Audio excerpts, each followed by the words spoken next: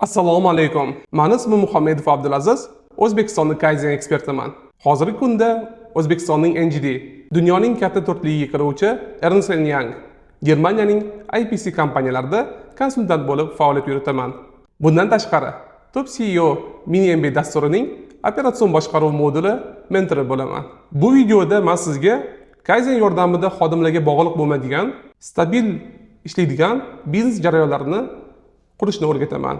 Bu shunaqa jarayonlarki, har kuni o'zini o'zi takomillashtirib, o'sishni davom etadi. Katta investitsiya talab qilmaydi. Yulduz xodimlar kerak emas va natijada marjasi yuqori va masshtablashadigan biznes beradi. Hamma biznes egalarining orzusi bu yuqori foydali va masshtablashadigan biznes qurishdir. Lekin bu yo'ldagi eng katta to'siq biznes tizimga emas, xodimga bog'liq bo'ladi. Jarayonlar standartlashmagan va nazorat nuqtalarini yo'q bo'lishidir. Biz Kaizenni bir nechta kompaniyada joriy qilganmiz. Masalan, Muzi kompaniyasini olaylik. Xodimlarga bog'liq bo'lmagan tizimni joriy qilishimiz natijasida o'sha joy, o'sha uskunalar, o'sha xodimlar soni bilan ishlab chiqarish sonini 20.5% ga oshirganmiz. Kompaniya jamoasi loyihada aktiv ishtirok etishi va Kaizen madaniyatini o'zida olib qolish natijasida bu natijani o'zligi 60% gacha ko'tarishgan. Tasavvur qiling, ishlab chiqarish liniyasi 1000 ta mahsulot o'rniga 1600 ta mahsulot ishlab chiqarilyapti. Lekin odam sonida, uskunalarda va joyda o'zgarish yo'q. Bu juda ajoyib. O'zbekiston pochtasida esa bu natija 2 baravarni, ya'ni 100% ni tashkil qiladi. Amalga oshirgan 30 dan ortiq loyihalarimizga e'tibor bersak, bu metodologiya burg'ulash kompaniyasida, konsalting kompaniyasida, ishlab chiqarish, distributsiya, xizmat ko'rsatish va boshqa qator kompaniyalarda ishlatilgan. Bu degani Kaizen aniq bir soha tanlamaydi. Bu hammaga birdek muvaffaqiyatli ishlaydi.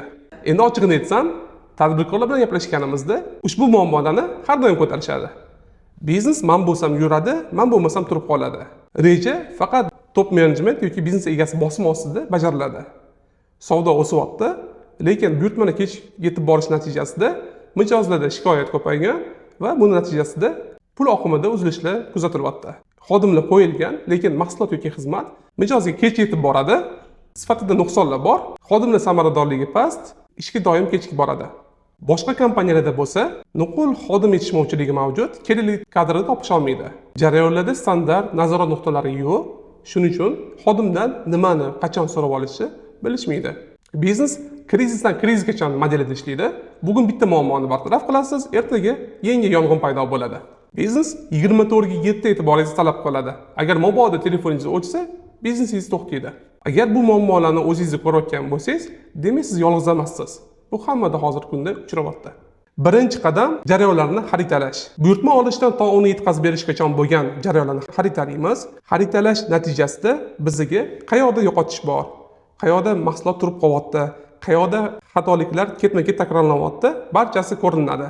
Va buning natijasida biz yo'qotishlarni kamaytirib, tovar ishlab chiqarish yoki xizmat ko'rsatish muddatini qisqartiramiz va shu bilan birga samaradorlikni oshiramiz. Ikkinchi qadam xodimga emas, jarayonga bog'liq tizim quramiz. Kim nima qiladi, qachon qilinadi, qay tartibda bajaradi, barchasini oddiy tilda yozib chiqamiz. Eng yaxshi ishlagan uslubni standart holatga keltiramiz.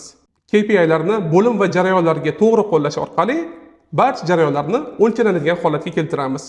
Buning natijasida yangi xodim ishga olganimizda ham bu tizimga tezda o'rnashib ketadi, ya'ni adaptatsiya vaqti qisqaradi. Kompaniya xodimga emas, jarayonga bog'liq holatda ishlashni boshlaydi. Uchinchi qadam Kaizenni bir martalik loyiha emas, kompaniya madaniyatiga aylantiramiz. Bunda kunlik va haftalik Kaizen yig'ilishlari joriy etiladi. Muammolar birgalikda tahlil qilinadi, ularga qarshi choralar ishlab chiqiladi. Jarayonlardagi, harakatlarimizdagi samarasizliklar bartaraf etiladi. Bu orqali kompaniya jamoasi muammoni berkitadigan jamoa emas, balki muammolarni yechadigan jamoaga aylanadi. Endi tasavvur qilib ko'ring. Buyurtmalar o'z vaqtida yetib boryapti mijozga. Mijozlar buyurtma qachon keladi deb telefon qilishni to'xtatgan. Xodimlar o'z vaqtida ishga keladi va samarali ishlaydi. Skladda hamma narsasi o'z joyida.